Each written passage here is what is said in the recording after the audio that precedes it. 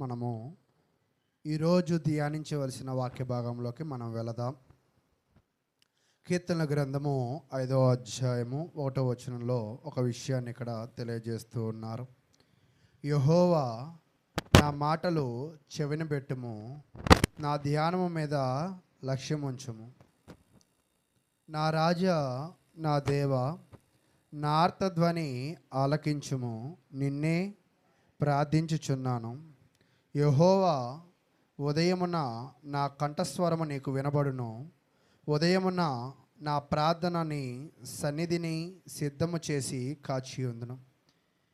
దావీదు కీర్తన అని ఇంతక సహోదరులు కూడా తెలియజేశారు. దావీదు తన యొక్క జీవితంలో ఎలా ఉన్నాడు అంటే, ఈ 3 వచనాలను బట్టి ఆయన భక్తిపరుడుగా ఉన్నాడా లేదా ఆయన భక్తిహీనుడిగా ఉన్నాడా అని మీరు చెప్పగలరా? భక్తిపరుడుగా ఉన్నాడు. దేనిని బట్టి మీరు భక్తిపరుడు అని మీరు చెప్తున్నారు? ఉదయాన్నే లెగిస్తే భక్తిపరుడు అని అంటారా? ప్రార్థన చేసినప్పుడు భక్తిపరుడు అంటారు. ఇంకా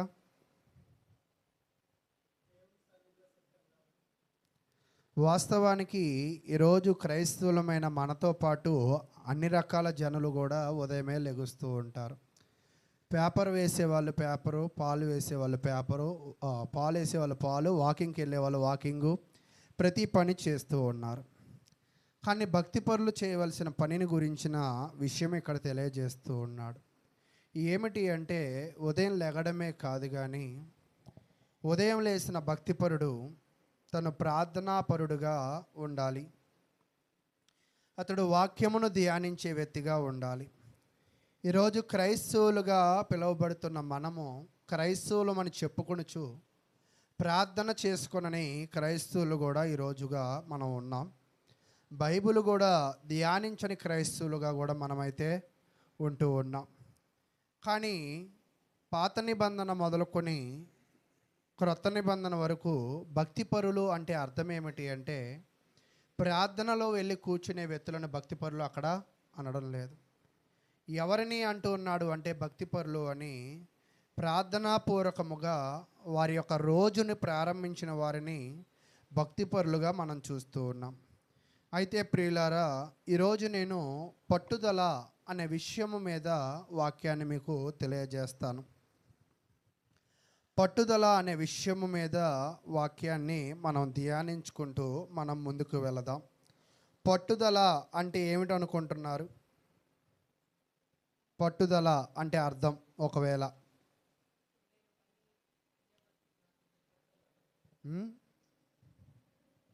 ఏంటండి? ఏదైనా ఒక పని చేయాలనుకుంటే దానిని వదిలిపెట్టకుండా చేయడమే పట్టుదల అంటారు, అంతేనా? సరే, క్రైస్తవులుగా ఉన్న మీ జీవితంలో మీ పట్టుదల ఏమిటి? క్రైస్తవ సంబంధమైన మీ జీవితంలో మీ పట్టుదల ఏమిటి? ఎప్పుడైనా ఆలోచన చేశారా? క్రైస్తవ సంబంధమైన మీ జీవితంలో మీ పట్టుదల, ఖచ్చితంగా ఇది నేను చేయాలి అని అనుకుంటున్నాను అనేది ఏమైనా ఉందా? చూడండి, సామెతల గ్రంథము 4వ అధ్యాయం, సామెతల గ్రంథము 4వ అధ్యాయము 4వ వచనాన్ని మనం పరిశీలన చేద్దాం. సామెతల గ్రంథము 4వ అధ్యాయము 4వ వచనం. ఆయన నాకు బోధించుచు నాతో ఇట్లా, నేను నీ హృదయము పట్టుదలతో నా మాటలను పట్టుకొననిమ్ము, నా ఆజ్ఞలను గైకొనిన ఎడల నీవు బ్రతుకుదువు. సామెతల గ్రంథంలో తెలియజేస్తున్న విషయం ఏమిటి అంటే, ప్రతి ఒక్కరూ కూడా పట్టుదలగా ఉండాలి. అయితే పట్టుదల అంటే మనం ఏమంటామంటే, గొడవ జరిగిన తర్వాత నేను నీతో మాట్లాడను అనే పట్టుదల కొంతమందికి ఉంటుంది. నీ గడప తొక్కను అనే పట్టుదల కొంతమందిలో ఉంటుంది. నీకు ఇవ్వవలసింది నేను ఎప్పటికీ కూడా ఇవ్వను అనే పట్టుదల కొంతమందిలో ఉంటుంది. లేదా ఇలా పోలుస్తూ వెళితే చాలా విషయాల్లో మనం ఏముంటామంట, చాలా పట్టుదలగా ఉంటాం. కానీ దేవుడు కోరుకుంటున్న పట్టుదల ఏమిటి అంటే, ఇక్కడ మనకి వివరిస్తుంది ఏమిటంటే, నీ హృదయమును పట్టుదలతో నా మాటలను పట్టుకొననేము. అంటే పట్టుదలతో కోపాన్ని పట్టుకోవడం కాదు, పట్టుదలతో అసూయను పట్టుకోవడం కాదు, పట్టుదలతో మరి ఏ ఇతరమైన కార్యక్రమాలను పట్టుకోవడం కాదు. నీ హృదయములో పట్టుదల, అంటే పట్టుదల అనేది ఎక్కడ కలిగే స్వభావం అంట, హృదయములో. హృదయములో వచ్చిన ఆ పట్టుదలను కీడు కొరకు కాదు, లోకము కొరకు కాదు, నీ ఇష్టము కొరకు కాదు, కానీ దేవుని కొరకు ఉపయోగించు. దేవుని కొరకు ఒకవేళ నీవు ఉపయోగిస్తే నువ్వు పట్టుకోవాల్సింది ఏమిటి అంటే దేవుని యొక్క మాటలు. అంటే దేవుని మాటలు పట్టుకోవడం అంటే నీ హృదయంలో వాటిని ఏం చేయడం అంట, భద్రపరుచుకోవడం.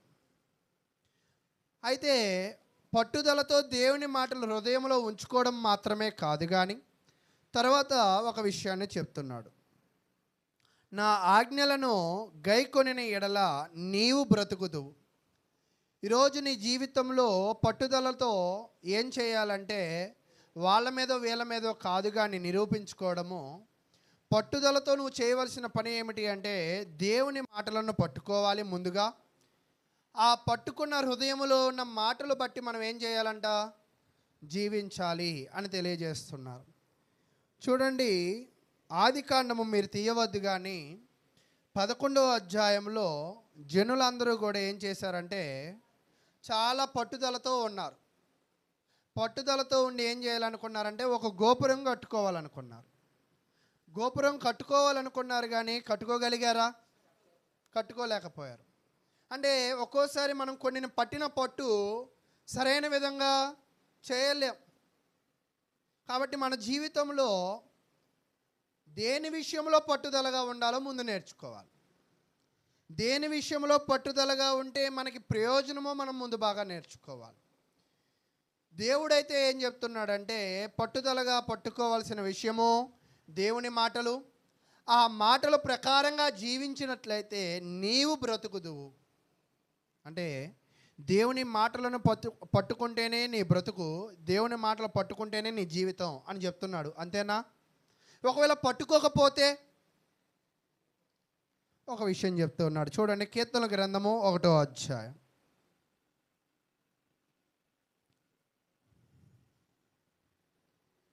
6వ వచనం. కీర్తనల గ్రంథము 1వ అధ్యాయము 6వ వచనం. నీతిమంతుల మార్గము యెహోవాకు తెలియను, దుష్టుల మార్గము. నీతిమంతులు అంటే ఎవరు, దుష్టులు అంటే ఎవరు? ఈరోజు చెప్పుకుంటున్న వాక్యము ప్రకారం వాక్యాన్ని పట్టుకున్న వ్యక్తి ఏమవుతాడు? వాక్యానుసారంగా జీవించిన వ్యక్తి ఏమవుతాడు? ఒకవేళ వాక్యాన్ని పట్టుకున్న వాడు ఏమవుతాడంటే ఇక్కడ చెప్పినట్లుగా దుష్టుడు అవుతాడు. అతని మార్గం ఏమైందంట? నాశనమునకు నడుపును. అంటే ఈరోజు నీ జీవితంలో ఒకవేళ నువ్వు దేవుని వాక్యాన్ని పట్టుకోలేకపోయినా, దేవుని వాక్యానుసారంగా నువ్వు జీవించలేకపోయినా, నువ్వు ఏ జాబితాకి చెందిన వ్యక్తివి? దుష్టుల జాబితాకి చెందిన వ్యక్తివి. ఈ దుష్టుల జాబితాలో ఉన్న వాళ్ళ జీవితం ఏమైందంట? నాశనానికి నడిపిద్ది. అయితే నాశనానికి నడవడం మాత్రమే కాదు, కానీ ఇందాక మనకి ఇక్కడ తెలియజేస్తున్నాడు ఏమని, నా ఆజ్ఞలను గైకొనిన ఎడల నువ్వు ఏమవుతావంట? ఆజ్ఞలను గైకొనితే నీతిమంతుడు అవుతావు, ఆజ్ఞలను గైకొనితే యెహోవా మనిషి అవుతావు, ఆజ్ఞలను గైకొనితే నువ్వు బ్రతుకుతావు. అంతేనా? ఒకవేళ ఆజ్ఞానుసారంగా జీవించకపోతే అతను ఏమైపోతాడు? నాశనం అయిపోతాడు. నాశనము అనే పదాన్ని రోమపత్రిక చాలా వివరంగా చెప్తుందన్నమాట. చెప్పగలరా ఎవరైనా? పాపం వలన వచ్చు జీతము మరణం. అంతేనా? ఏ భేదమును లేదు, అందరూ పాపము చేసి దేవుడు అనుగ్రహించిన మహిమను. అంటే ఈరోజు భూమి మీద మనుషుల యొక్క అనుగ్రహం నీకు అవసరం లేదు. అంటే అవసరం లేదా అంటే అని కాదు, కానీ దేవుడిదే ముఖ్యము అనేది అర్థం. ఈరోజు భూమి మీద, భూమి పైన, అంటే ఈ యొక్క జీవితంలో మనము ఎవరి యొక్క అనుగ్రహాన్ని పొందాలి అంటే దేవుని యొక్క అనుగ్రహం పొందాలి. ఒకవేళ దేవుని యొక్క అనుగ్రహం పొందలేకపోతే మనము దుష్టులం అవుతాము. దేవుని యొక్క అనుగ్రహం పొందలేకపోతే మన జీవితాలు నాశనం అయిపోతాయి. అయితే మీకు ఒక ప్రశ్న రావచ్చు, ఇక్కడ ఈ ప్రాంతంలో కొన్ని వందల మంది ఉన్నారు, కానీ ఇక్కడ మాత్రం ఒక 40-50 మందే ఉంటారు. అంటే మనమే బాగుంటామా, అందరూ నాశనం అయిపోతారా అంటే, ఇక్కడ చెప్పేది భౌతికంగా నాశనమైన దాని గురించి కాదు. ఇక్కడ చెప్పేది ఏమిటి అంటే, మీకు బాగా తెలిసిన ఒక కథను నేను, ఒక చరిత్రని మీకు జ్ఞాపకం చేస్తాను. ఏంటి అంటే, దావీదు అనే ఒక మహారాజు తన గోపురానికి ఎక్కాడు. అంతేనా? మిగతా కథ మీకు బాగా తెలుసు కదా. ఎక్కిన తర్వాత అతని చూపులను ఆకర్షించింది ఎవరంటే ఒక స్థలం. ఆ స్థలంలో ఒక స్త్రీ. అంటే తన చూపులు ఎవరిని పట్టుకున్నాయి? ఆ స్త్రీని పట్టుకున్నాయి. ఆ గోపురము ఎక్కడము, ఆ గోపురమును పరిశీలన చేస్తున్నప్పుడు తన చూపులలో ఎవరు పడ్డాయి? తను పడింది. దానిని ఆయన వదిలివేసి ఇలా తిరగచ్చా, తిరగకూడదా? తిరగచ్చు. కానీ తను తిరగనంత విధముగా తను ఏమైపోయాడంటే తన చూపులు అతనిని పట్టుకున్నాయి. అలా పట్టుకోవడం వల్ల దావీదు తన జీవితంలో పాపము చేసిన వాడిగా ఉన్నాడు. అంతేనా? ఇందాక దాకా పట్టుకోండి పట్టుకోండి అన్నారు కదా, ఇప్పుడు ఇతని చూపులు ఆమెను పట్టుకుంటే అది తప్ప అంటే? పట్టుకోవాలి, కానీ దేనిని పట్టుకోవాలి, ఎలా పట్టుకోవాలి, ఎప్పుడు పట్టుకోవాలి అనేది చాలా అవసరమైనది. దావీదు చూపులో పడింది మంచి కాదు, నీతి కాదు. తన హృదయము తన చూపులతో ఏమి చేపించిందంటే పాపం చేపించింది. ఈ పాపము తన జీవితంలో దేవునికి అతన్ని ఏం చేసిందంటే దూరం చేసింది. దానినే ఏమంటున్నాడంటే, నువ్వు బ్రతకాలి అంటే, నువ్వు దేవునితో బ్రతకాలి అంటే దేవుని మాటలు పట్టుకో.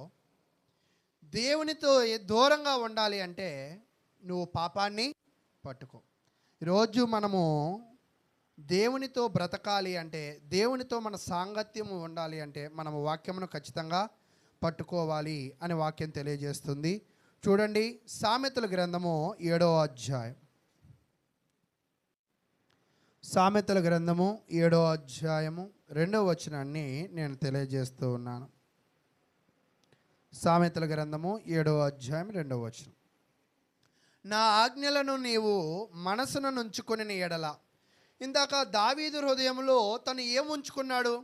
ఆ కంటికి కనబడిన పాపాన్ని ఉంచుకున్నాడు. కాబట్టి ఆ స్త్రీతో తను ఏం చేయగలిగాడంటే పాపం చేయగలిగాడు. ఒకవేళ దావీదు కంటిలో పాపం పడిన తన హృదయంలో వాక్యము ఉంటే పాపం చేసేవాడా?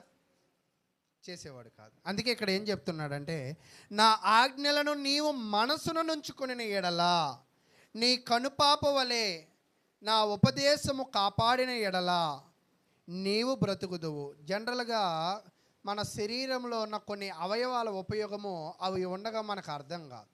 ఈ కళ్ళు ఉంటాయి కదా, ఈ కన్నులకు ఉండే ఈ రెప్పలు చేసే, ఈ వెంట్రుకలు చేసే మేలు మనకు అర్థం కాదు. మీరు గమనించండి, బాగా దుమ్ము గాలి వస్తున్నప్పుడు వెంటనే నీ కళ్ళు ఏమవుతాయి? మూతపడిపోతూ ఉంటాయి. ఒకవేళ ఈ రెప్పలు లేవనుకుందాం, కొంతమంది ఇలా పెట్టుకుంటూ ఉంటారు కదా, ఇలా పెట్టుకుంటూ ఉంటారు కదా, అలా పెట్టుకుంటూ ఒకవేళ ఇలా పెట్టుకుని ఒక రోజంతా మీరు ఉండండి, మీ కళ్ళు ఎలాగైపోతాయి? వెంటనే ఎర్రగా అయిపోతాయి. ఎర్రగా అయిపోవడం అంటే దాని అర్థం ఏంటి? పాడైపోతాయి. చూడండి, కాసేపటికి ఆ కన్నెమ్మట ఏం కారిద్ది? నీరు కారుతూ ఉంటుంది. ఆ తర్వాత నీ కన్నంతా కూడా ఈ కన్ను రెప్పలు చేసే పని లేకపోవడం వల్ల ఆ కన్నంతా ఆ దుమ్ము పట్టేసింది. అంతేనా?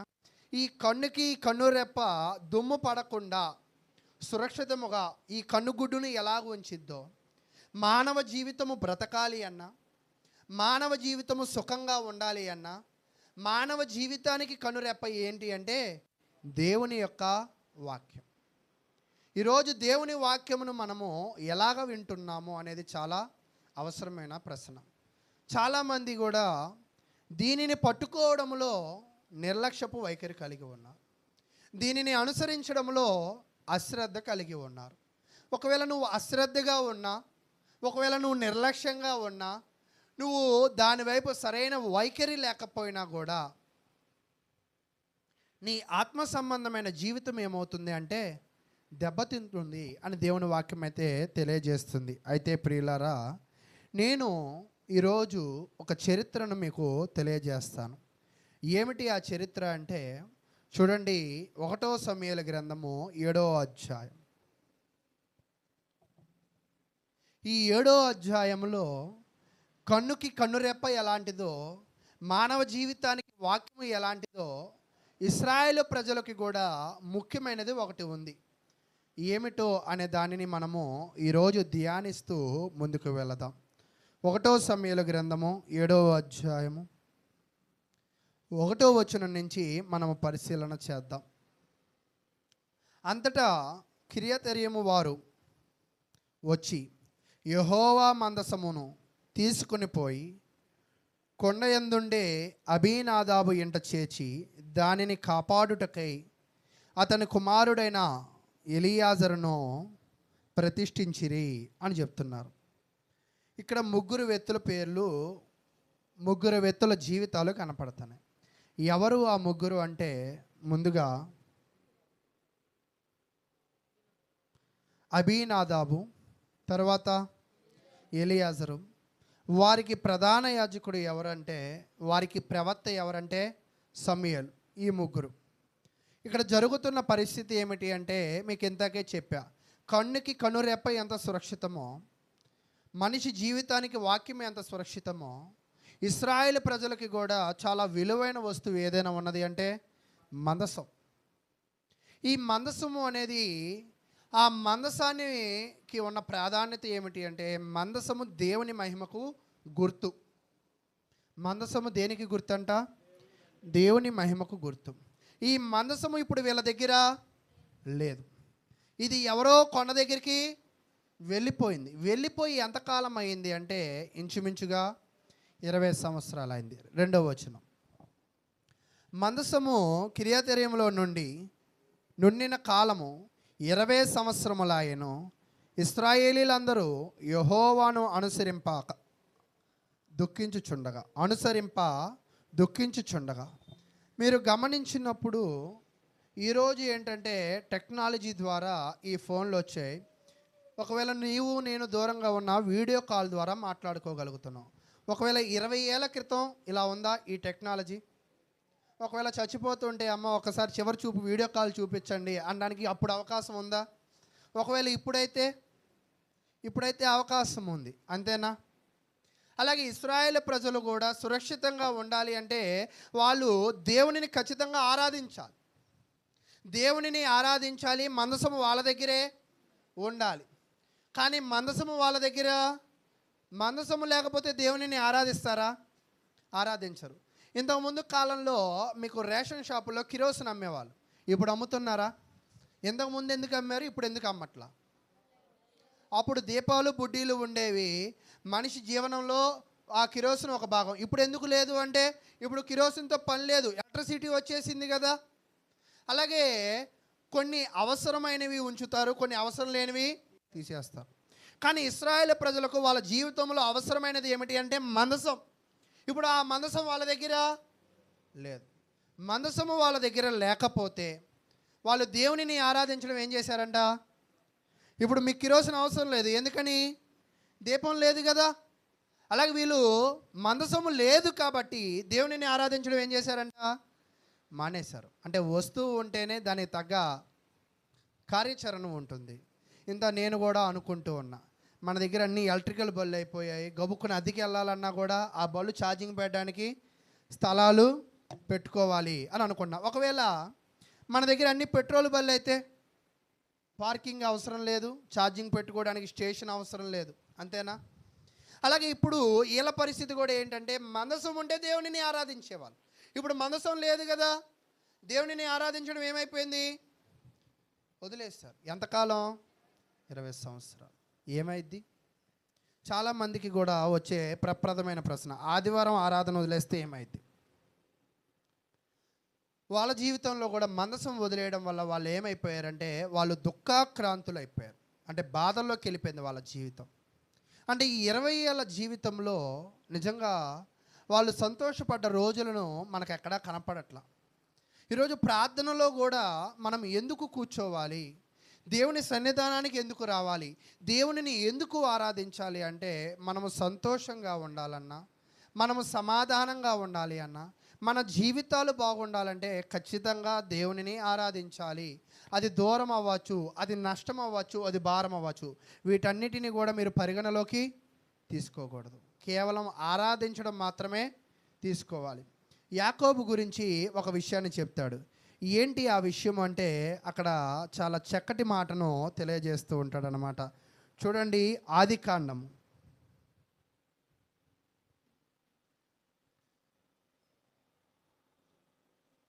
ఆదికాండము 31వ అధ్యాయం. ఆదికాండము 31వ అధ్యాయము 38వ వచనం.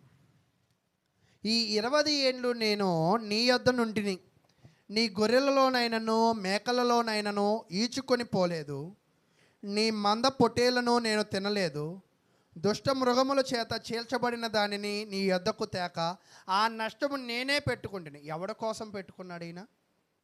నా ప్రశ్న అర్థమైందా? ఈయన ఏమంటున్నాడంటే, అయ్యా లాబాను, నువ్వు నాకు మేనమామవి, నీ దగ్గర నేను 20 ఏళ్ళు పనిచేశా, 7 ఏళ్ళు రాహేలు కోసం పనిచేశా. నువ్వేం చేసావంటే రాహేలుకు బదులుగా లేయానిచ్చి, ఇది మా మర్యాద కాదు, మొదట ఆమెనే మేము పెళ్లి చేయాలన్నాడు. ఆ మొక్క ఎప్పుడు చెప్పాలి? చేయక ముందు చెప్పాలి. ఈయన ఎంత తెలివైనోడు అంటే, మోసగాలికి మోసగాడు అంటూ ఉంటారు కదా. ఈయన తండ్రిని మోసం చేసి ఇక్కడికి వస్తే ఇతను ఏమైపోయాడంట? ఎక్కడ మోసపోయాడు. అయితే ఇప్పుడు లేయాకు పెళ్లి చేసుకున్న తర్వాత రాహేల్ కోసం మళ్ళీ ఎంతకాలం పనిచేశా? మొత్తం ఎన్ని సంవత్సరాలు అయ్యాయి? తర్వాత నీ గొర్రెల కోసము నేను ఎంతకాలం పని చేశానంటే 6 ఏండ్లు పనిచేశాను. చూడండి, చేసిన తర్వాత ఏమంటున్నాడంటే, ఎన్నడూ కూడా నీ దగ్గర నేను ఎటువంటి వాటిని దొంగిలించలేదు, నా వల్ల నీకు ఎప్పుడు ఆ నష్టం చేయలా. ఎందుకు చేయలేదు? చేయకపోవడం వల్ల అతని కష్టం చెప్తున్నాడు. 40వ వచనం. పగటి ఎండకును రాత్రి మంచుకును నేను క్షీణించిపోతిని, నిద్ర నా కన్నులకు. అంటే 20 సంవత్సరాలు అంటే అంటూ ఉంటారు కదా, మంచి నిద్రపోయి ఎంతకాలం అయిందంట? 20 సంవత్సరాలు అయింది. ఎవరు? యాకోబు. అప్పుడు యాకోబు వయసు ఎంత?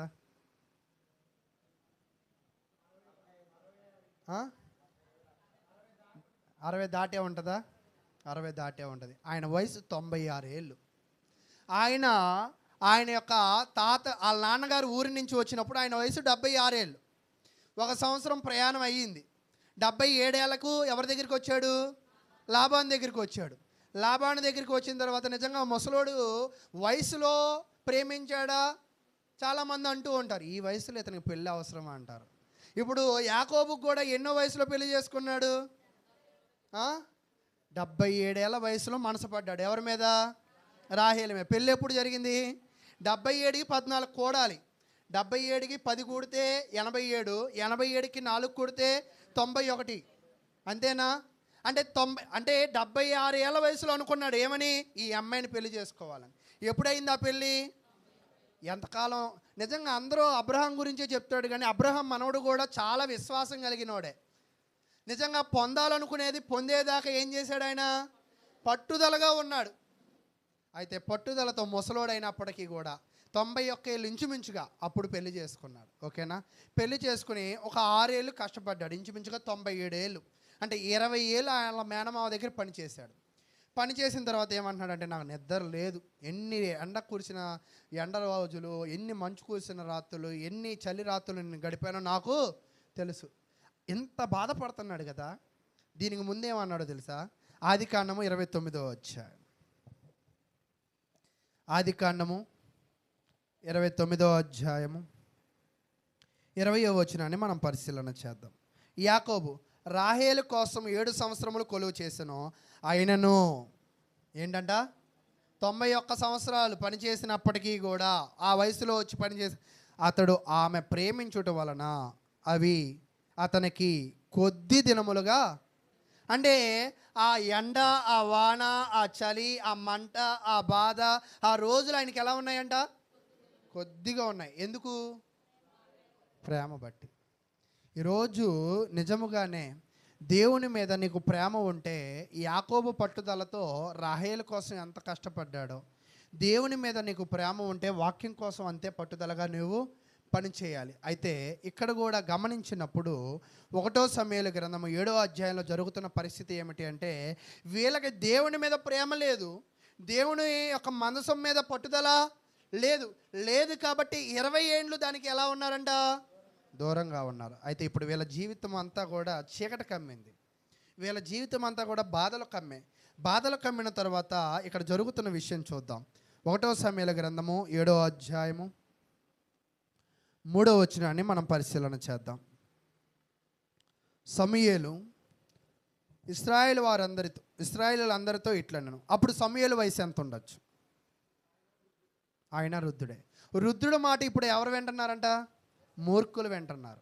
20 ఏళ్ళు దేవునికి దూరంగా ఉన్న మూర్ఖులు ఇప్పుడు వృద్ధుడు మాట వింటున్నారు. వృద్ధుల మాట వింటారా?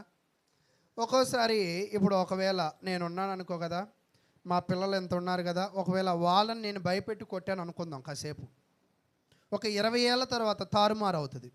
ఎలాగుండిద్ది అంటే నా జీవితమే కాదు మీ జీవితమేనా అంతే.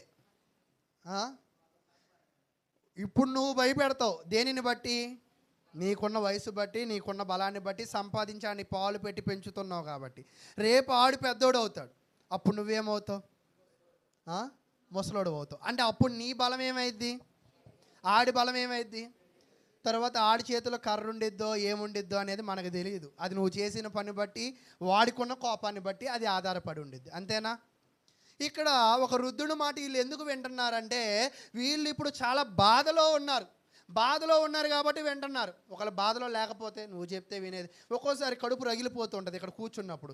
కుర్చీలో వరుస కూర్చొని అంటాం, ఏమనకూడదుగా సేవకులు, వరుసగా ఏమాత్రం కూర్చొని వాళ్ళు మన కళ్ళ ముందే ఉంటూ ఉంటారు. అదేంటి? చెప్పింది ఎవరి మేలు కోసం, ఎవరి అవసరం కోసం? ఈరోజు నిజంగా ఇటువంటి విశాలమైన వాతావరణం, ఈ చేపలు, ఈ కుర్చీలు ఎందుకు కుదిర్చామంటే అందరూ వరుసగా క్రమంగా కూర్చుని వాక్యం వినాలని. అంతేనా? ఇలా చేయకపోతే దానిని నడిపించిన ఆ వ్యక్తికి ఎలా ఉంటుంది? కోపం రాదా?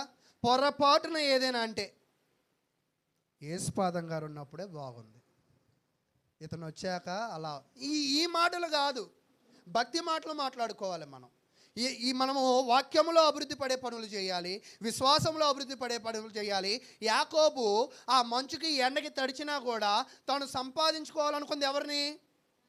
అది సంపాదించుకోవడానికి కష్టపడాలి. ఈరోజు సంఘంలో కూడా మనం ఎందుకు కష్టపడాలంటే విశ్వాసాన్ని సంపాదించుకోవడానికి కష్టపడాలి. ఈ 2 గంటలు ఎక్కడో అక్కడ స్థానం దొరికిద్ది. కరెక్ట్గా నీవు అనుకున్న స్థానం దొరకకపోవచ్చు. ఒక్కోసారి ఎక్కడ స్థానం దొరికినా కూడా కూర్చుని వినగలిగిన విశ్వాసం నీలో ఉండాలి. అలాంటి విశ్వాసంలో నువ్వు ఉండగలిగినప్పుడే ఆ విశ్వాసాన్ని అంతకంతకు ఇంతలోను చేసేవాడు ఎవరంటే దేవుడు. అలాగ కాకుండా నిర్లక్ష్యంగా ఉన్నారు వీళ్ళు. ఏమని? మందసం దూరం అయిపోయింది. మందసాన్ని తెచ్చుకోవాలనుకున్నారా? ఒకవేళ సంతలో వీళ్ళ పిల్లోడు తప్పిపోయాడు అనుకో, వెంటనే ఏం చేయాలనుకుంటారు? కానీ మందసం దూరం అయ్యి ఎంతకాలం అయింది? తెచ్చుకోవాలనుకున్నారంటే లేదు, బాధపడుతున్నారు. ఇప్పుడు సమూయేలు వచ్చాడు. అయ్యా మీ బాధలకు ఏంటో కారణం తెలుసా? అక్కడ చెప్తున్నాడు 3వ వచనం. సమూయేలు ఇశ్రాయేలు వారందరితో ఇట్లనెను, మీ పూర్ణ హృదయంతో యెహోవా యొద్ద మీరు మల్లుకొని ఎడల అన్య దేవతలను, అష్టరోతు దేవతలను మీ మధ్య నుండి తీసివేసి. అయ్యా మీకు ఎందుకు బాధలు వచ్చాయంటే 20 ఏళ్ళు మందసానికి మీరు దూరంగా ఉండడమే కాదు, దేవునిని మీరేం చేయలేదు, ఆరాధించలేదు, కాబట్టి మీకు ఈ బాధలు వచ్చాయి.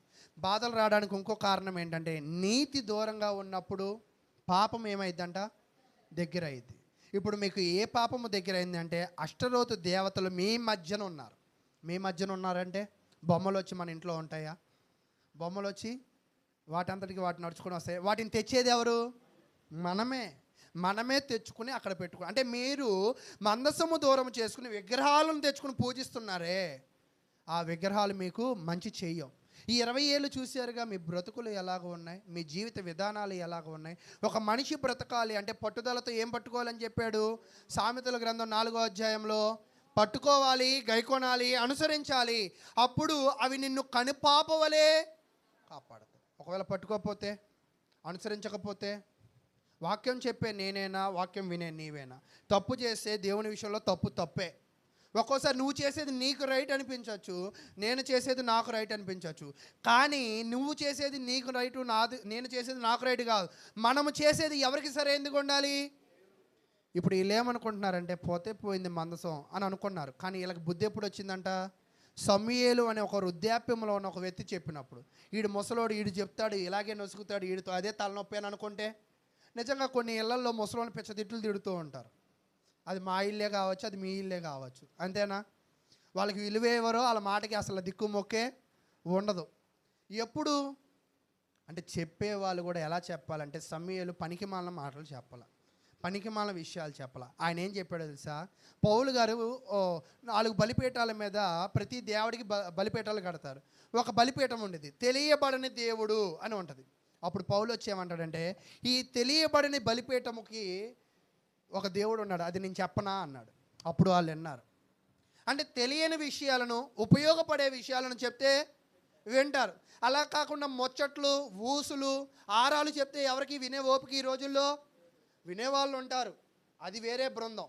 కాబట్టి ఇక్కడ సమూయేలు ఏం చేశాడంటే వాళ్ళ మనసులో ఉన్న బాధలను ఏం చెప్పాడంటే, నీ మనసులో బాధను నేను తొలగిస్తా. ఎలాగో చెప్పనా? అసలు బాధలు ఎందుకు వచ్చాయి చెప్పనా? ఇప్పుడు వాళ్ళని ఏమంటారంటే సోది చెప్పేవాళ్ళు అంటారు. వాళ్ళు రాగానే మీరు చాలా బాధపడుతున్నారు అంటారు. వాస్తవానికి సోది ఎందుకు చెప్పించుకుంటాం? ఆనందంలో ఉంటే చెప్పించుకుంటామా? మనకు అప్పుడు అర్థమైంది, దబ్బా వీడు కరెక్ట్గా చెప్తున్నాడు అంటాడు. అదేంటి, చెప్పించుకునేదే బాధలు ఉండేవాడు చెప్పించుకుంటాడు, అంతేనా? ఒక్కోసారి కొంతమంది ఏమంటారంటే కొంచెం మరింత విచిత్రంగా ఉంటారు. ఇక్కడ బరువు పెట్టకూడదు, ఈ పెట్టడం వల్లే ఈ మధ్య సంఖ్య తగ్గారు, చూసారా మీరు? అని ఇలా అటు పెట్టినప్పుడు చాలామంది జనాలు ఎక్కువ ఉండేవాళ్ళు, ఇటు పెట్టాక ఎవరు రావట్లా. అవునా బ్రదరు? ఒక్కోసారి జ్వరాలు తగ్గినప్పుడు ఆ సెంటర్కి వెళ్ళండి, ఆ తాయెత్తి కట్టండి అంటారు. అక్కడ బేరాలు ఆడరు, అక్కడ గీచి రూపాయలు లోపల పెట్టరు. ఎంతమ్మా? 500 పెడతారు. డబ్బు కొట్టు, తాయెత్తు పట్టు, వెంటనే ఏమైపోవాలి? జ్వరం తగ్గిపోవాలి. ఇది నిజంగా జ్వరం తగ్గేటట్టయితే పంజా సెంటర్లో 200 మంది డాక్టర్లు ఉన్నారు. ఎంతమంది అండి? 200 మంది డాక్టర్లు ఉన్నారు. ఈ డాక్టర్లకి పని ఎక్కడిది? వాళ్ళు కూడా తాయెత్తులు అమ్ముకోవచ్చుగా. ఈ ఎంబీబీఎస్లు, ఎంఆర్సీలు, ఎంఎస్లు, లండన్లు, ఇవన్నీ ఎందుకు? అయితే ఇక్కడ నేనేం చెప్పాలనుకుంటున్నానంటే, బాధ రాగానే మనం ఏమనుకుంటామంటే అక్కడ గట్టుకెళ్ళు, ఇక్కడ పుట్టకెళ్ళు, ఈ తాయెత్తు కట్టుకో, ఇది చెయ్యి, అది చెయ్యి అంటారు. అసలు ఆ వాస్తవానికి బాధలు ఊరికే రావు. అది దేనిని బట్టి వస్తాయంటే నీలో ఉన్న పాపాన్ని బట్టే వస్తాయి. ఇప్పుడు వీళ్ళు కూడా బాధపడుతున్నప్పుడు సమయంలో వచ్చి ఏం చేశాడంటే నీలో ఉన్న బాధను పోగొడతా అన్నాడు. ఎలాగా అన్నాడు? వెంటనే నువ్వేం చేయి, నీ దేవతలన్నీ పక్కన పడే అన్నారు. 4వ వచనం చూడండి. అంతటా ఇశ్రాయేలు బయలుదేవతలను, అష్టరోతు దేవతలను తీసివేసి చెప్పిన మాట చెప్పినట్టు ఇట్టే విన్నారు. ఎందుకు విన్నారు? వాళ్ళు బాధల్లో ఉన్నారుగా. బాధల్లో ఉన్నారు కాబట్టి చెప్పింది విన్నారు. సంతోషంలో ఉంటే వినేవాళ్ళు కాదు. వీడు చెప్తే నేను వినేది ఏంటి అని అనుకుంటారు. ఈరోజు నిజంగా దేవుని మాటలు నువ్వు సంతోషంగా ఉన్నప్పుడే నీ చెవిలో పడ్డాయి, అది విను. నీ సంతోషాన్ని ఏం చేస్తాడు? అధికం చేస్తాడు. కానీ అది నిర్లక్ష్యం చేసావంటే నీలో ఉన్న సంతోషాన్ని అంచెలంచెలుగా ఆయనే తీసివేస్తాడు. అయితే తర్వాత చెప్తూ ఉన్నాడు, యెహోవాను మాత్రమే ఏం చేయాలంట? సేవించిరి. నిజంగా ఆశ్చర్యమైన విషయం ఏంటంటే ముసలాయన చెప్పాడు, ఈ మూర్ఖులు విన్నారు. మూర్ఖులు కాస్త ఇప్పుడు ఏమైపోయారు తెలుసా? భక్తులైపోయారు. ఎందుకు భక్తులయ్యారు? నీతిమంతులైపోయారు. ఎందుకంటే యెహోవాను సేవించారు. ఇంతకు ఒక వాక్యం చెప్పాను, నీతిమంతుల మార్గము యెహోవాకు తెలియలేదు, దుష్టుల మార్గము. ఇందాక నాశనం అయిపోయే వాళ్ళ మార్గాన్ని ఎవరు మార్చారు? ఇప్పుడు సమూయేలు మార్చారు. ఇప్పుడు వీళ్ళ మార్గం ఎవరికి తెలిసిద్ది? యెహోవా మేలు చేస్తాడా, కీడు చేస్తాడా? మేలే చేస్తాడు. 4వ వచనం చూడండి. దేవుడు వాళ్ళకి చేసిన మేలును మనం పరిశీలన చేద్దాం. 5వ వచనం చదువుకుందాం. అంతటా సమూయేలు ఇశ్రాయేలందరినీ మిస్పాకు పిలవనప్పుడు, నేను మీ పక్షమున యెహోవా ప్రార్థన చేతునని చెప్పగా మీరందరూ ప్రార్థనకు వచ్చేయండి. మన స్థలం ఎక్కడ? మిస్పాలోకి వెళ్ళిపోదాం, మన అందరం కూర్చుందాం అన్నారు. అందరూ జనాలు వచ్చారు. వచ్చేటప్పుడు ఊరికే రాలా, వచ్చి తలోక నీళ్లను చేదుకుని వచ్చారు. నీళ్లను చేదుకోవడం అంటే ఆ మందిరం అంతా కూడా ఏం చేశారంట? శుభ్రపరిచారు. అది ఇంతకుముందు శుభ్రంగా లేదా? ఇంతకుముందు దాని మీద నిర్వహణ ఎవరు లేరా? ఇంతకుముందు దాని కొరకు పనిచేసే వాళ్ళు ఎవరు లేరా అంటే ఎవరు లేరు. అది ఎంతకాలం మూతపడిందంటే మనకు అర్థమయ్యేటట్టుగా 20 ఏళ్ళు ఆ మందిరంలో వచ్చి ఎవడు ప్రార్థన చేసుకోవట్లా. కాబట్టి వచ్చిన వాళ్ళందరూ 6వ వచనంలో వారు మిస్పాలో కూడుకొని నీళ్లు చేది యెహోవా సన్నిధిని కుమ్మరించి ఆ దినం ఉపవాసం ఉండి ఏం చేశారంట? ఫస్ట్ విగ్రహాలు పడేశారు, తర్వాత దేవుని సన్నిధానానికి వెళ్ళారు, మూడోది ఉపవాసం ఉన్నాడు, శుభ్రపరిచారు. నీళ్ళు తెచ్చారంటే శుభ్రపరిచినట్టే కదా. తర్వాత ఉపవాసం ఉన్నారు. ఉపవాసం ఉన్న తర్వాత మెయిన్ అండర్లైన్ చేయాల్సిన పాయింట్ చూడండి. యెహోవా దృష్టికి మేము పాపాత్ములమని ఒప్పుకొనిరి. ఏం చేయాలంట? ముందు ఒప్పుకోవాలి. ఈరోజు నిజంగా మన జీవితంలో ఎక్కువ సమస్యలు ఎప్పుడు రేగుతూ ఉంటాయంటే, ఎవరైనా భార్య వచ్చి నువ్వు మందు తాగావా అన్నావు అనుకో, తాగలేదు అని అన్నాడు అనుకో, ఇట్రా ఊదు అంటది. వాసన వచ్చిందనుకో, ఎందుకు తాగలేదని అడిగింది, ఇదిగో తాగావుగా అంట, అది కాదు అది వేరే అంటారు. ఇప్పుడు గొడవ ఏమైద్ది? ఒకవేళ తాగాను ఒకసారి తాగా ఇంకా తాగను అన్నాడు అనుకో, ఇప్పుడు ఈ గొడవ ఎలా ఉంటుంది? తర్వాత మామూలే తాగుతాడు, అది తర్వాత కదా నేను చెప్పేది. ఇప్పుడు తాగాను ఇంకా తాగను అని చెప్పాడు అనుకో, అప్పుడు ఎలా ఉంటుంది కదా? కొంచెం చల్లబడిద్దా లేదా? అయితే ఎప్పుడైనా మనిషి ఏం చేయాలంటే తప్పుని ఎప్పుడు కప్పిపుచ్చకూడదు. తప్పుని ఎప్పుడు ఏం చేయాలంట? ఒప్పుకోవాలి. మీ పాపములను ఒప్పుకుని విడిచినప్పుడే మీరు ఏమవుతారంటే నీతిమంతులు బిడ్డలు అవ్వడానికి అవకాశము ఉంటుంది. అయితే ఇక్కడ ప్రజలు కూడా దుష్టులు కాస్త భక్తులయ్యారు, దుష్టులు కాస్త నీతిమంతులు అయ్యారు, అపరిశుద్ధులు కాస్త పరిశుద్ధులు అయ్యారు. దానికి గల కారణం వాళ్ళ పాపాన్ని ఒప్పుకున్నారు. ఒప్పుకున్న తర్వాత చూడండి, మిస్పాలో సమూయేలు ఇశ్రాయేలుకు న్యాయం తీర్చు వచ్చును. ఇశ్రాయేలీలు మిస్పాలో కూడుకున్నారని ఫిలిస్తీన్లు విన్నప్పుడు ఫిలిస్తీన్లు సర్దార్లు ఇశ్రాయేల్ మీదకి వచ్చినాయి. వీళ్ళందరూ ఒకచోటే ఉన్నారని తెలుసుకుని ఫిలిస్తీన్లు ఏం చేయడానికి వెళ్ళారంట? యుద్ధానికి వెళ్ళారు. యుద్ధానికి వెళ్ళినప్పుడు ఇప్పుడు వీళ్ళు ఏంటి అంటే ప్రార్థన చేస్తున్నారు. ప్రార్థన చేస్తుంటే ఇప్పుడు సమూయేలు కూడా ప్రార్థన చేస్తున్నాడు. మీకోసం నేను కూడా ప్రార్థన చేస్తా. ఎందుకంటే మీరు ఇంతకు ముందులాగా విగ్రహాలను పూజించట్లేదు, ఇంతకు ముందులాగా దుష్టులుగా లేరు, ఇంతకు ముందులాగా భక్తిహీనులుగా లేరు, భక్తిపరులుగా ఉన్నారు. కాబట్టి నేనేం చేస్తానంటే మీకోసం నేను కూడా ప్రార్థన చేస్తా అన్నాడు. ప్రార్థన చేసిన తర్వాత 8వ వచనం, మన దేవుడైన యెహోవాను ఫిలిస్తీన్ల చేతిలో నుండి మనల్ని రక్షించినట్లుగా మా కొరకు ఆయనను ప్రార్థన చేయటం మానవద్దని సమూయేలు వద్ద మనవి చేసిరి. చూడండి, వీళ్ళు బ్రతకడానికి, వీళ్ళు సురక్షితంగా ఉండడానికి ఎవరి కోసం ప్రార్థన చేయించుకున్నారంట? ఎవరు అడిగారు ఇక్కడ? ఎవరిని అడిగారు ఇక్కడ? కరెక్ట్గా అడుగుతున్నాను, ప్రశ్న మరలా వినడానికి ప్రయత్నం చేయండి. ప్రార్థన చేయమని ఎవరు అడిగారు? ఇశ్రాయేలు ప్రజలు. ఎవరిని అడిగారు? ఏమని అడిగారు? సరే, మన సంఘంలో జరిగే కథ చెప్పండి. ప్రార్థన చేసుకోండి అని ఎవరు చెప్పాలి? మేమే చెప్పాలి. మీ ఇంట్లో ప్రార్థన పెట్టుకోండి అని కూడా ఎవరు చెప్పాలి? మీనే చెప్పాలి. ప్రార్థనకి ఈ టయానికి వస్తానని కూడా ఎవరు చెప్పాలి? మీనే చెప్పాలి. అన్నీ నేనే చెప్పాలి. దీవెనలో మాత్రం మీ ఇంట్లోకి ఫ్లిప్కార్ట్ సర్వీస్ రావాలి, అంతేనా? అలా ఎలా వచ్చింది? దీవెనలు రావాలంటే వీళ్ళు ముందు పైన చేసిన పని ఏంటి? పాపాలు ఒప్పుకోవడం, భక్తిగా జీవించడం. అలా జీవించిన తర్వాత ఏం చేయించుకున్నారంట? ప్రార్థన. అంటే భక్తి పరులే వారి కుటుంబాలలో ఏం చేయించుకుంటారు? ప్రార్థన. అంటే మీ కుటుంబాల్లో ప్రార్థన జరగడం లేదు అంటే మీ కుటుంబాల్లో భక్తి పరులు ఇంకా ఎవరు ఉన్నా లేనట్టే. తర్వాత చెప్తున్నాడు 9వ వచనము, సమూయేలు పాలు విడవని ఒక గొర్రె పిల్లను తెచ్చి యెహోవాకు సర్వాంగ బలి అర్పించి ఇశ్రాయేలు పక్షమున యెహోవాను ప్రార్థన చేయగా యెహోవా అతని ప్రార్థన అంగీకరించడం అంటే అయితే ఇంకా కథ చివరిదాకా మీరు చదువుకుంటూ వెళ్ళినట్లయితే దేవుడే వారికి ఏం చేశాడంటే సహాయం చేశాడు. 12వ వచనం చెప్తున్నాడు, అప్పుడు ఇశ్రాయేలు ఒక రాయి తీసి మిస్పాను చేనుకును మధ్య దానిని నిలిపి ఇంతవరకు యెహోవా మనకు సహాయం చేసినని చెప్పి దానికి ఎబెనేజరు అని పేరు పెట్టాను. ఎబెనేజర్ అంటే అర్థం సహాయం.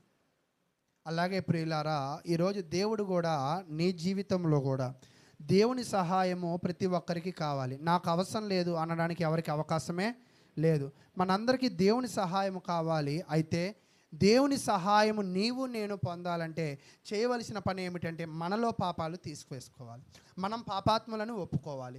ఇక్కడ మీరు ఆ కార్యక్రమం అంతా చూడండి, బాప్తిసంలా కనపట్ల మీకు వాక్యం విన్నారు, వినిన దాన్ని బట్టి జీవించారు, నీళ్లతో మందిరాన్ని కడుక్కున్నారు, తర్వాత పాపాన్ని ఒప్పుకున్నారు. బాప్తిస కార్యక్రమంలా కనపడట్లా. నిజంగా బాప్తిసము అంటే ఏమిటంటే దేవుడు నీ పైన రక్షకుడుగా ఒప్పుకోవడము, దేవుని దేవుడుగా ఒప్పుకోవడము, దేవుడు కుమారుడిగా ఒప్పుకోవడము, ఆ దేవుడు నిన్ను కాపాడుతాడని ఒప్పుకోవడం. ఇది తెలిస్తే చాలు నువ్వు దేన్ని తీసుకోవడానికి అర్హుడు అంట? బాప్తీసం తీసుకోవడానికి అర్హుడు. ఇంకా బైబిల్ అంతా నేను తెలుసుకున్నాక తీసుకుంటా అంటే, ఒకవేళ నన్ను ఎవరైనా బైబిల్ అంతా నువ్వు చదివావంటే నేను చదవలేదు. నిజంగా ఒక్కోసారి చదివింది గుర్తుందా అంటే, ఒక్కోసారి కొన్ని ప్రసంగాలు రికార్డు చేస్తుంటాం కదా, వెనక్కి వెళ్ళి వింటాం. అది వింటే ఇది నేనేనా చెప్పింది అని అనిపిస్తుంది. అది బాగా చెప్పానో బాగా చెప్పలేదని కాదు. కొన్ని విషయాలు మనం చెప్పినవే మనం ఏమైపోతాం, మర్చిపోతూ ఉంటాం. ఏవి మనకి ఎప్పుడు నిరంతరము గుర్తుండవు.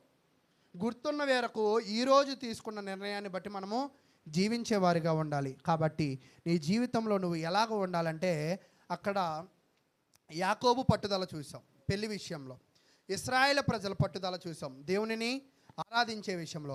క్రైస్తవులుగా నీవు కూడా ఎలాగ ఉండాలంటే పట్టుదలగా ఉండాలి. కానీ క్రైస్తవ జీవితాల్లో ఇశ్రాయేలు ప్రజలు కూడా ఎలా ఉన్నారంటే అక్కడ తెలియజేస్తున్నాడు. యేస్కేలు గ్రంథము 33వ అధ్యాయం. యేస్కేలు గ్రంథము 33వ అధ్యాయము 31వ వచనం. నా జనులు రాదగిన విధముగా వారు నీ యొద్దకు వచ్చి నా జనులైనట్టుగా నీ యొద్ద కూర్చుండి నీ మాటలు విందురు. అంతేనా? తర్వాత ఇప్పుడు చెప్తున్నాడు, కానీ వాటిని అనుసరించి ప్రవర్తింపరు. వారి నోటితో ఎంతో ప్రేమ కనపరచుదురు, కానీ వారి హృదయము లాభమును అపేక్షించుచున్నది. ఈ మాట కొత్త నిబంధనలో కూడా ఒకరికి ఉజ్జాయింపుగా చెప్పబడింది. చెప్పగలరా? వీరు వారి యొక్క పెదవులతోనే నన్ను ఆరాధిస్తారు, కానీ వారి హృదయంలో నాకు ఎలాగ ఉన్నాయి, దూరంగా ఉన్నాయని పరిసయ్యుల శాస్త్రుల గురించి యేసుక్రీస్తు ప్రభు చెప్తాడు. సేమ్ ఇలాగే ఇక్కడ కూడా ఉంది చూడండి. నా జనులు రాదగిన విధంగా నీ దగ్గరకు వస్తారు. రావడం బాగుంటుంది, కూర్చుండడం బాగుంటుంది, వినడం బాగుంటుంది, కానీ అసలైన విషయం ఏంటంటే ప్రవర్తించడం. దేవుడు రావడం కోరుకుంటున్నాడా? వినడం కోరుకుంటున్నాడా? ప్రవర్తించడం కూడా ఆయన కోరుకుంటున్నాడు. నోటితో ఎంతో ప్రేమ కనపరచుదురు. ఈరోజు చూడండి, నాకు దేవుడు అంటే ఇష్టం అనే పాటలు ఎంతో గంభీరంగా పాడుతూ ఉంటారు, ఎంతో గావు కేకలేసి ప్రార్థనలు చేస్తూ ఉంటారు. అయితే నోటితో ప్రేమను దేవుడు కోరుకోవట్లేదు. ప్రేమ ఎప్పుడు దేవుడు ఎక్కడి నుంచి కోరుకుంటున్నాడంట? హృదయంలో ఎంచి రావాలి. ఆ హృదయంలో నుంచి రావాలి. ఈరోజు నిజముగా దేవుని కొరకు చేసే ఏ పనిలో కూడా లాభమును ఆశించిన వారిగా ఉండాలి. లాభము ఆశించకూడదు. ఈరోజు నేను ఎంత చేసే కదా నాకేం వచ్చింది అని అనుకోకూడదు. మనం ఒక్కోసారి చాలామంది అడుగుతారు, మీ కానుకలు ఎంత వస్తాయి బ్రదర్ అని. నాకు తెలియదు అంట. ఏ లెక్కేవా అంటారు. నేను లెక్కేను. మేమంతా కూడా వచ్చినట్టు పక్కన పెడతాం, అవసరాల నిమిత్తం వాడతాం. ఇంతే బ్రదర్. లెక్కేసుకోవాలి. లెక్కేసుకుంటేనే అభివృద్ధి ఎంత ఉందో తెలిసిద్ది అంటారు. నా కంటికి కనపడలేదా? కుర్చీలు నిండుతున్నాయి, అన్ని కార్యక్రమాలకి జనాలు వస్తున్నారు అంటే అభివృద్ధి ఉందా లేదా? లేదు. ఎంత చెప్పినా కూడా చేయాల్సిన విధంగానే మీరు ఉంటున్నారంటే ఆ అభివృద్ధి ధనంలోనే చూడాలా? విశ్వాసంలో కనపడదా? సంఖ్యలో కనపడదా? నాణ్యతలో కనపడదా? అంటే కనపడుతుంది. కాబట్టి ప్రియులారా, ఈరోజు జనాల ప్రేమ విశ్వాసం ఎలాగ ఉండకూడదు అంటే బాహ్యంగా ఉండకూడదు, అంతరంగంగా ఇంచి రావాలి. కాబట్టి అటువంటి ప్రేమను మనం కలిగి ఉండాలి. ఈరోజు చాలామంది నాకు దేవునికి ఇంత చేశాను, నాకు ఇంత కావాలి అని కోరుకునే వాళ్ళు ఉన్నారు. కానీ దేవుని ప్రేమతో మనము లాభాన్ని ఆశించకూడదు. ఈరోజు మీరందరూ మీ బిడ్డలను పెంచి పెద్దవాళ్ళని చేస్తున్నారు కదా. మీరు మీ ఆవిడికి డెలివరీ 50,000 అయింది, అడ్డం తిరిగినప్పుడు ఇంకో 50,000 అయింది, మన డైపర్లకి ఒక 50,000 అయింది, పాల ఖర్చు ఒక 50,000 అయింది, మొదటి అడ్మిషన్ ఫీజు 3,000 అయింది, ఎల్కేజీ 20,000 అయింది, ట్రాన్స్పోర్ట్కి 1000 అయింది అని రాసుకున్న వాళ్ళు ఎవరైనా ఉన్నారా? ఎందుకు రాయిలా? ఇవన్నీ రాస్తే ఆడి దగ్గర వసూలు చేయాలని. ఇవన్నీ రాయడం లేదంటే వసూలు చేయాలని నీకు లేదు, ఆడి ఏదో ఉద్ధరించాలని నీకు లేదు, వాళ్ళు ఏదో తర్వాత పెద్ద అయిన తర్వాత ఖచ్చితంగా నిన్ను చూస్తారని కూడా లేదు. మన బాధ్యతగా మనం వాళ్ళని ఏం చేయాలంట? పెంచి పెద్దవాళ్ళని చేయాలి, ప్రయోజకులను చేయాలి. ప్రయోజకుడు అయిన తర్వాత వాక్యానుసారమైన బిడ్డ అయితే మనల్ని చూస్తాడు. నీ పెంపకంలో లోపాలు ఉంటాయి, నీ పెంపకంలో దోషాలు ఉంటే వాడే నిన్ను తిరిగి కొడతాడు. ఇదే సాదృశ్యం. నువ్వు పెంచావా పెంచలేదా అన్నదానికి సాదృశ్యం ఏంటి? ఇదే. కాబట్టి ప్రియులారా, ఇప్పుడు నేను చెప్పే విషయం కూడా ఏమిటి అంటే, ఏదో ఆశించి బిడ్డలను పెంచట్లేదు, అలాగే ఏదో ఆశించి ప్రార్థనకి రావద్దు, దేవుని పనులు అస్సలు చేయొద్దు, ఏదో ఆశించి ఎన్నడూ చేయొద్దు. కాబట్టి ప్రియులారా, నిన్న కూడా ఒక సహోదరుడు అంటున్నాడు, అనిల్ మాకు సంఘంలో ఏమైనా గిఫ్ట్లు పట్టించినప్పుడు పేర్లు రాయమనేవాళ్ళు, మా పిల్లల పేర్లు వెనక రాసేవాళ్ళం. అయితే పాస్టర్ అమ్మగారు పిలిచి ఏం చెప్పేవాళ్ళంటే, మీరు పని చేశారు, మీరు పాత్రలు మీరే ముందు రాసుకోండి అన్నా, మేము వద్దనేవాళ్ళం. అంటే ఈరోజు మనం ఏదో చేస్తున్నాం కదా అని. అందుకే మీరు కూడా గమనించండి, ఎప్పుడైనా పలహారం వస్తే ఫస్ట్ నేను తీసుకోను, అంటే ఆ పలహారం కోసం నేనేం పని చేయట్లేదు, ఆ కానుకల కోసం నేనేం పని చేయట్లా. నా కర్తవ్యము క్రైస్తవుడిగా, ఒక విశ్వాసిగా, ఒక సేవకుడిగా ఉన్న నా బాధ్యత వాక్యం ప్రకటించడం, అదే నా బాధ్యత. అంటే మీ దగ్గర ఉన్న కానుకలతో నేను కోటీశ్వరుడు అవడము నా బాధ్యత కాదు. దేవుడు నన్ను దీవించాలనుకుంటే దేవుడు ఇప్పిస్తాడు, ఏదో ఒక దిక్కు నుంచి తెప్పిస్తాడు, ఏదో ఒక దిక్కు నుంచి. ఇక్కడ వచ్చే కానుకలతో ఖచ్చితంగా ఒక మనిషి సేవకుడు ఎన్నడూ బ్రతకలేడు, అది నిజం. ఇక్కడ సహకరించిన వ్యక్తులు ఎవరు ఉండరు, సహకరించే సంఘమే కాదు ఇది, ఇది నిజం. మీరు నమ్మినా నమ్మకపోయినా ఇది నిజం. అయితే అటువంటి ప్రేమ కలిగి ఉండడం అనేది వ్యర్థము అని చెప్తున్నాడు. ఒకవేళ ఈ మాటలు కఠినంగా ఉండవచ్చు, ఈ మాటలు ఒకవేళ బాధగా అనిపించవచ్చు. ఈరోజు సంఘంలో ఒక పని చేసినప్పుడు మిమ్మల్ని నేను తీసుకువెళ్తాను, రండి. సంఘం అంతా పని ప్రారంభం మొదలుకొని, బియ్యం తెచ్చే మొదలుకొని, నీళ్లు తెచ్చుకునే మొదలుకొని, భోజనాలు తెచ్చుకునే మొదలుకొని, చివరి వరకు వాళ్ళు ఏం చేస్తారో తెలుసా? అందరూ కలిసి ఉండి ఆ పనిని చేసి పనులు మానుకుని ఉంటారు. అది సహకారం అంటే. అటువంటి సహకారం ఉందా? అటువంటిది లేదు. కాబట్టి ఇక్కడ కూడా అటువంటి వారే ఉన్నారని యేస్కేలు చెప్తున్నాడు. యేస్కేలు చెప్పడమే కాదు, కానీ ఈరోజు క్రైస్తవులుగా, ఈరోజు వాక్యం విన్న మన అందరము కూడా మనలో ఏవైతే లోపాలు ఉన్నాయో, సమూయేలు చెప్పినప్పుడు ఇశ్రాయేలు ప్రజలు ఎలా సరి చేసుకున్నాడో ఈరోజు క్రైస్తవ జీవితంలో ఈరోజు నేను చెప్పచ్చు. తర్వాత నేనేం శాశ్వత కాలం బ్రతుకున్నాను కదా, రేపు ఏ పాటి వారం మనం? గడ్డి వంటి వారము, నీటి బిందువు వంటి వారు. నా తర్వాత ఎవరు రావచ్చు, నాకన్నా చిన్నవాళ్ళు రావచ్చు, నాకన్నా పెద్దవాళ్ళు రావచ్చు. ఎవరు వచ్చినా అతని మాట ఎవరి మాటగా చూడాలి? మీరు దేవుని మాటగా చూడాలి. దేవుని మాటగా చూసిన తర్వాత ఆ మాటలు బట్టి నువ్వు ఎలా ఉండాలంటే చూడండి, చివరిగా నేను తెలియజేస్తూ ఈ వాక్యాలు ముగిస్తాను. రోమీలు రాసిన పత్రిక 12వ అధ్యాయం. రోమీలు రాసిన పత్రిక 12వ అధ్యాయము 11వ వచనం. ఆసక్తి విషయంలో మాందులు కాక ఆత్మయందు తీవ్రత గలవారే ప్రభువును సేవించుడి. అంటే ఈరోజు క్రైస్తవులుగా ఉన్న మన అందరిలో కూడా ఏముండాలంట? ఆసక్తి. ఆసక్తి అంటే అర్థం, మీరు ఎప్పుడు కూడా పులి వేట కథ, అదే జింక పులి కథలు ఉంటాయి కదా, ఎప్పుడు పులి జింకనే ఎందుకు వేటాడిద్ది ఎప్పుడైనా పరిశీలించారా? అంటే పులికిను జింక కలర్లు ఒకలాగా ఉంటాయన్నా? మీరు ఎప్పుడు కూడా పులి జింక కథలే చెప్తూ ఉంటారు, జాగ్రఫీలో కూడా పులి జింకలే ఉంటాయి. అంటే పులి ఎప్పుడు కూడా జింకనే ఆసక్తిగా వేటాలనుకుంటే, మిగతావి ఎందుకంటే ఏనుగు ఇట్టే దొరికిద్ది, ఎందుకని? పరిగెత్తలేదు. కానీ జింక తప్పించుకోవడానికి పరిగెత్తిద్ది, దాన్ని చేదెక్కించుకోవడానికి పులి ఏం చేసిద్ది? ఈరోజు క్రైస్తవుల్లో కూడా క్రైస్తవులందరూ కూడా పులు లాంటి వాళ్ళు, కానీ ఆ పులి లాంటి స్వభావాన్ని మీకు ఇంకా అర్థం కావట్లా. మీరు దేన్ని పట్టుకోవడానికి వెళ్ళాలి అంటే వాక్యము అనే జింక లాంటి ఆహారాన్ని పట్టుకోవడానికి, అది ఎంత దూరము వెళ్ళినా పట్టుకోవడానికి పరిగెత్తాలి. అసలు దూరం గురించి పక్కన పెట్టండి, పక్కన ఉన్న సంఘానికే మనం పరిగెత్తట్లా అంటే మనం ఎలాంటి వాళ్ళం? కాబట్టి అందుకే చెప్తున్నాడు, ఆసక్తి విషయంలో మాందులు కాక ఆత్మయందు తీవ్రత గలవారై ప్రభువును. ఆసక్తి దేని యందు ఉండాలంట? ఈరోజు ఒక్కోసారి నిజంగా చలికాలంలో కూడా కూలింగ్ నీళ్ళు తెస్తూ ఉంటారు నారాయణ గారు, జుమ్మని లాగుతూ ఉంటాయి. కానీ ముసలోళ్ళు తాగుతుంటారు. ఎందుకు కూలింగ్ నీళ్ళు తెస్తున్నాం, అసలు ఇక్కడ నీళ్ళే తాగుదామంటే తెస్తూ ఉంటారు. గబుక్కున్న దాహం వేసి తాగుతూ అబ్బా లాగుతూ ఉంటాయి పళ్ళు. కానీ తర్వాత రోజు క్యాన్ ఖాళీ అయింది. ఎలాగా? ఇది నాకు అర్థం కాదు. యవనస్తుడుగా ఉన్న నేను తాగితేనే పళ్ళు లాగుతున్నాయి. ఎలా తాగుతున్నారంటే దాహం ఏం చేసిద్ది? లాగినా తాగు తాగు అనిపిస్తూ ఉంటుంది, అంతేనా? అలాగే ఈరోజు మన ఆసక్తి కూడా ఎలాగ ఉండాలి అంటే వాక్యం విను విను విను విను అన్నట్టుగా ఉండాలి, అంతేనా? తర్వాత 12వ వచనం. నిరీక్షణ గలవారై సంతోషించుచు శ్రమయందు ఓర్పు గలవారై. చూడండి, మీరు క్రైస్తవ జీవితంలో ఏముండాలంటే నిరీక్షణ గలవారై ఉండాలి. నిరీక్షణలోనే మీరు ఏం చేయాలంట? సంతోషించాలి. కానీ మీ జీవితాల్లోకి ఏమొస్తాయంట? శ్రమలు వస్తాయి. కానీ ఆ శ్రమలలో ఎలా ఉండాలంట? ఓర్పు ఉండాలి. ఆ ఓర్పుకి ఏది తోడు ఉండాలంట? ఆ ప్రార్థనకి ఏది తోడు ఉండాలంట? మళ్ళా చివరికి ఎక్కడికి వచ్చేసాం? పట్టుదల. ఈరోజు నిజంగా క్రైస్తవ జీవితాల్లో పట్టుదల ఉందా? ఈ పట్టుదల జీవితాల్లో మీరు జీవించగలుగుతున్నారా? ఏంటో ఎవడో చచ్చినట్టు స్లోగా వస్తారు, నీరసంగా. నిజంగా నాకు అనిపిస్తూ ఉంటుంది, భవిష్యత్తులో నాకు కొన్ని ఆలోచనలు ఉన్నాయి. ఒకవేళ నేను చేయగలుగుతానో లేదో పక్కన పెడితే, ఈ సీసీ కెమెరాల్లో పెట్టి ఆ వీడియోల్ని ఎవరైతే నిద్రపోతున్నారో, ఎవరైతే ఆలస్యంగా వస్తున్నారో, ఎవరైతే నిర్లక్ష్యంగా వస్తున్నారో, ఎవరైతే వస్తున్నారో రారో వాళ్ళ బిట్టు వరకే కట్ చేసి వాళ్ళకి పంపిద్దాం అనుకుంటున్నా. ఇది చూస్తే మీకు ఏమనిపిస్తుంది అని అడగాలని కూడా అనిపిస్తూ ఉంటుంది. అప్పుడైనా మనకేం అర్థమైద్ది? ఒక్కోసారి మొన్న నన్ను ఒకళ్ళు పిలిచారు, నీ ముఖం చూసుకున్నావు అద్దంలో అన్నారు. ఏ అన్న, పేషెంట్ లాగా ఉన్నావు. నేను పేషెంటే కదా అన్న. నాకు చాలా రోగాలు ఉన్నాయి, నేను పేషెంట్ని. ఈరోజు నిజంగా మన ముఖము చూస్తే అవతల వాడికి ఏమనిపించాలంటే, అబ్బా వీళ్ళు ఆరాధించడానికి వెళ్తున్నారు. నిజంగా ఆరాధించడానికి వెళ్తే నిద్ర పట్టిద్దా? మరి ఈరోజు నిజంగా ఈరోజు దేవుడి దేవాలు ఎవరు నిద్రపోవాలా? ఈరోజు వాక్యం ఏమో కానీ నిద్రపోవాలా? సరే, అది నేను కూడా ఏం చెప్పే విషయం ఏమిటి అంటే, పట్టుదల బాగా ఉండాలి. మన జీవితంలో ఏముండాలంట?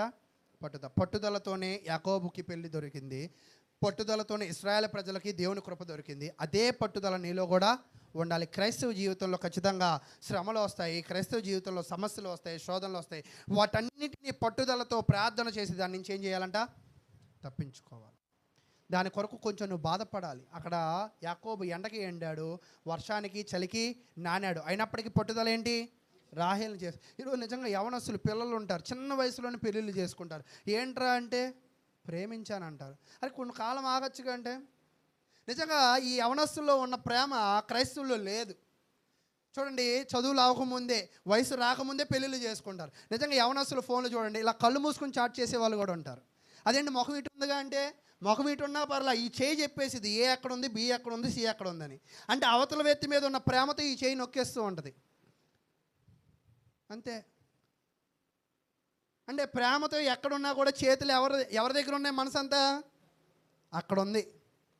అలాగే అంటే అదేంటండి ఇవి చెప్తున్నారంటే, ఇవి కాదు. అక్కడ నేను చెప్పేది ఏంటంటే ప్రేమ ఉంటే ఏం చేస్తామంటే, ఎక్కడున్నా మన మనసు అంతా ఎక్కడ ఉంటుంది? కొంతమంది అంటారు చచ్చేటప్పుడు, నీ మనసంతా ఆడి మీదే ఉందా, నీ మనసంతా ఆ బంగారం మీదే ఉందా అని అంటూ ఉంటారు. అంతేనా? కాబట్టి ఈరోజు క్రైస్తవ జీవితంలో నీ పట్టుదల ఎక్కడ ఉందనేది నా ప్రశ్న. నీ ప్రేమ ఎవరి మీద ఉందనేది నా ప్రశ్న. ఒక చిన్న సంఘటన చెప్పి నేను ముగించేస్తాను. సమాధి, చచ్చిపోయాడు పెద్ద ఆయన, సమాధి చేసాము, గుర్తొచ్చింది చేతికి టైటాన్ వాచ్ ఉందని. సమాధి తీపిచ్చి అప్పుడు గుర్తురాదు, డోర్ ఒకసారి వేస్తే తీయకూడదు. ఎవరు చెప్పాడు? ఎక్కడ రాసుంది? పొరపాటుని ఇలా వంగేటప్పుడు ఒక 50,000 కట్ట నీ జోబులో పడిపోయింది, డోర్ మూత పడిపోయింది. ఇప్పుడు తీయవుగా నువ్వు అసలా? అదేంటి తీయకూడదుగా? ఈరోజు నిజంగా చావుల దగ్గర, పెళ్ళిళ్ళ దగ్గర చేస్తున్న కంగారు, హడావిడి ఎక్కడ చేయరు. కానీ ఇక్కడ మనం ఏం చేయాలంటే కొన్ని విషయాల్లో పట్టుదలగా ఉండాలి. ఈరోజు నిజంగా చెప్తున్నా, నువ్వు ఒకవేళ నేను చచ్చిపోతే క్రైస్తవులు సమాధి చేయాలి, మా సేవకుడు వచ్చి సమాధి చేస్తాడు, వాక్యానుసారంగా సమాధి చేస్తాడు. అటువంటి పట్టుదలతో మనం ఎవరైనా మన ఇళ్లలో చెప్పుకున్నామా ఎప్పుడైనా?